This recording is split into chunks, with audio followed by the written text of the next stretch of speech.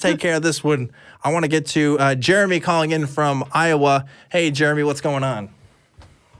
Hey, Dan, not a whole lot. Hi, Rebecca. Hi. Hey.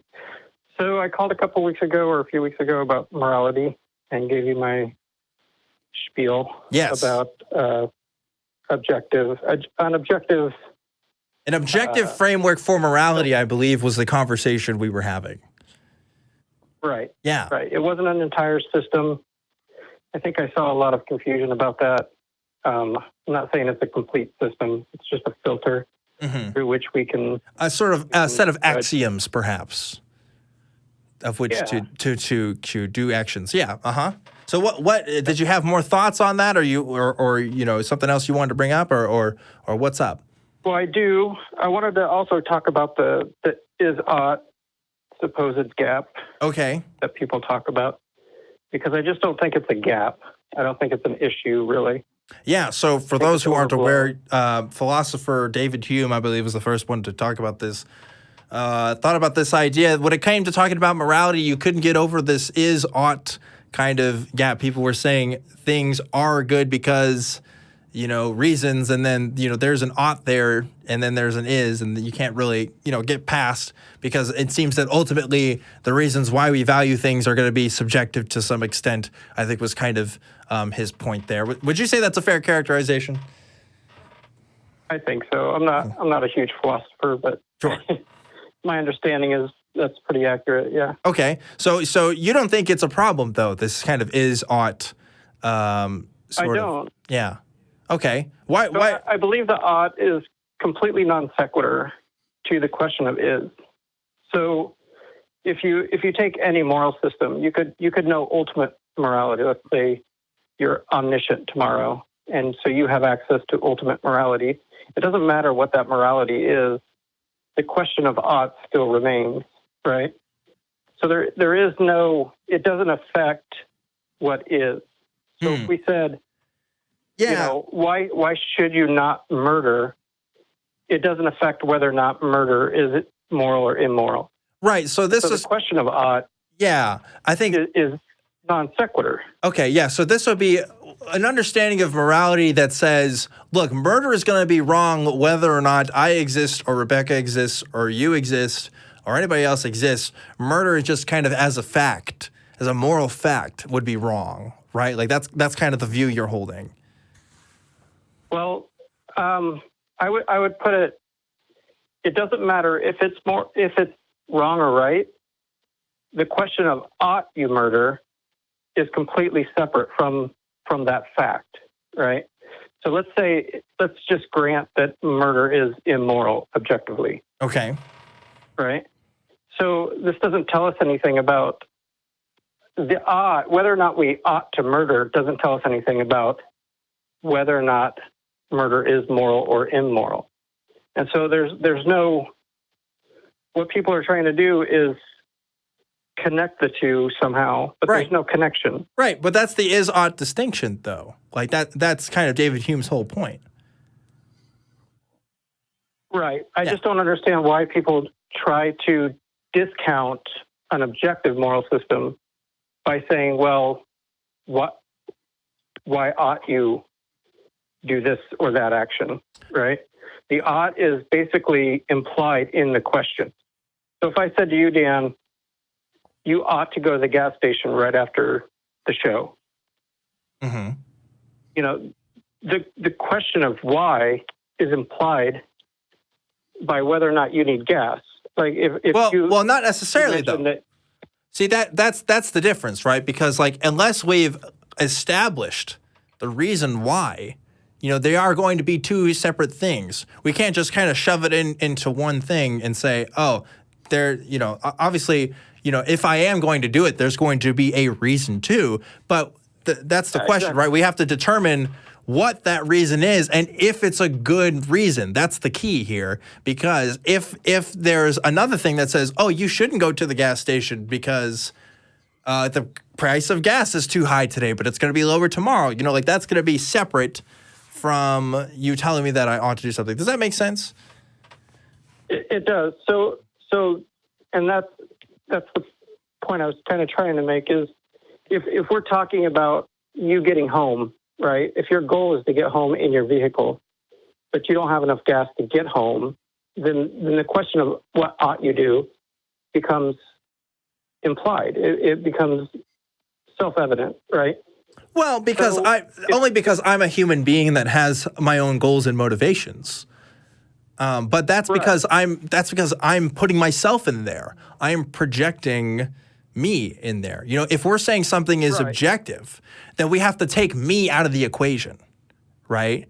So the objective part of this, whether or not there's an objective morality, we can talk about the ought separately, completely separate. So if we're talking about morality, if you and I are having a discussion about morality, then we've already granted, at least the two of us, we've already granted that morals matter. We've already granted.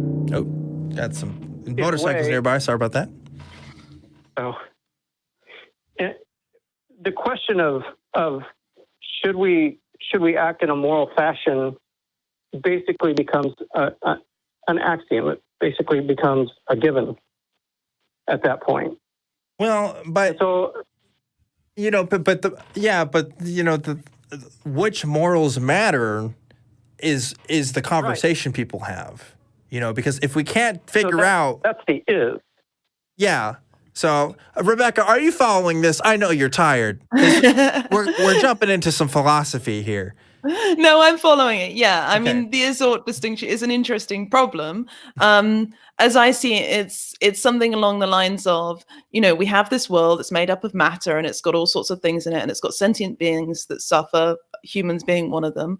And we have these feelings about that situation, which suggest to us that we should behave in certain ways, like we shouldn't hurt people, for example, or, I don't know, we shouldn't eat fish on Fridays. Like, there's all these ideas, like moral ideas that people have, and everyone's putting forward their moral idea and saying, my one is the right one. My one is you shouldn't hurt people. Mine is the one about fish, whatever. But the problem being, and the reason, like the whole human problem is you can't, like you're saying, you can't make an objective statement about what people ought to do unless you have an if. So, as you were saying, if you want to get more gas for your car, then you ought to go to the petrol station and get it. I'm mixing my British and American language. Yes. But if you want something, then there is a sensible way to achieve it. If you don't want to hurt people, then you should refrain from murder. But these things are operating in a different arena to the sort of material facts of the way the world is. There is nothing encoded into the matter in the world that is morality that we can find. I think it actually brings us back around to the first question. We're talking about the idea of being absolutely certain of something. The idea that we could have an objective morality is very, very compelling. Of course it is. That would be great. We wouldn't have to think about it for ourselves. Like, we could just defer to this objective morality. And when we can't find it, that freaks us out a bit. And we get sent off into all sorts of strange places. Accepting that morality, I mean, and I know people have visions of objective morality and have good arguments for them. And I'm not a philosopher, so I can't really evaluate those arguments. But as far as I see it, I don't think there is anything written into the code of the universe. I think morality is something that we humans do, which makes it really bizarre and frustrating to talk about, which is why you get to the place where you are, where you're saying, you know, practically it doesn't matter. And you're right, of course. Like, practically it doesn't matter. Practically it is all smushed together because we can't separate ourselves out from our motivations and from our desires. But I still think that the is-ought problem exists. I don't think you could solve it, but maybe it doesn't matter quite as much as we think it does. That's my point, is I don't think it's a problem. Because if we're talking about morality, for example, I wouldn't talk about morality with a sociopath because it doesn't matter. They don't care, right? There is no motivation for them to act in a moral fashion. But for the rest of society, for those who believe that morals matter, the question is already answered, right? So you're not considering sociopaths within your moral community then? What's that? Say that again. Are you familiar with the phrase of moral community? No. So in the philosophy of ethics, there's this idea of a moral community. I can't remember who first came up with this kind of terminology, but it's kind of this idea of, okay, so who do we consider within our realm to treat the same way as other people within our community? So there's some people that say that a vegan might argue that we should consider all sentient animals on Earth, if that's their line. Vegans have different ways. Yeah, within our moral community. So we should treat. There's no reason why we should be treating cows any different. We should be treating people. Right. And so even though we can recognize that cows aren't going to necessarily make the same decisions that we make. So I guess I'm kind of asking you, is your cutoff for like who is within our moral community, who we decide to be binded by our laws, by our ethics? Do you consider sociopaths to not count kind of with this framework? Well, they would still have their right to bodily sovereignty, just like everybody else. So in that sense, I suppose they would be part of my community, but in a sense that that morals matter to those. And I'm not a psychologist, so maybe I'm using the term wrong, but it's my understanding that morals don't matter, or at least they have no sense of guilt, or whatever. Yes, so again, I'm not an expert on this either, but I do know that people can display specific sociopathic tendencies, but may not necessarily be fully considered a sociopath. It's a diagnostic criteria by which you have to call someone a sociopath. So, like, I may not feel any regard for, I don't know, I guess we can go back to cows. And some people might say that that's wrong for me to have that kind of feeling, that's not a natural thing, or I may disregard certain kinds of human beings or something, and so that can be kind of a social. Like let's say I hate poor people or something. Like I don't know, I'm just pulling something out of thin air. Like that could be pathological in the sense that every time I see a poor person, pass by, I might say something nasty or something. Like that's a pathology that we could look at. But again, I'm not an expert here. So like I guess my point in bringing this up, right, is that just to say sociopath, to me, that's not a good enough criteria, because different people can display different things. I don't know. This might be a more complex point than I might not be willing to explore right now at 8:30 at night, and whatever hell time it is for Rebecca. Sorry, Rebecca. Let me, if I may, let me remove morals out of the equation for a second. Okay. And give you an analogy that maybe will clarify my point. So let's say we're talking about math, and I say it's a fact, an objective fact that 2 + 2 = 4. Okay? And I could show you on paper that 2 + 2 = 4. So the question, if we take the is and the ought, well, why ought somebody accept that? Well, there is no, again, the question is implied. The answer is implied in the question. So if I'm talking to somebody about math, they have to accept math as a value. They have to have value in math. They have to accept it as valuable.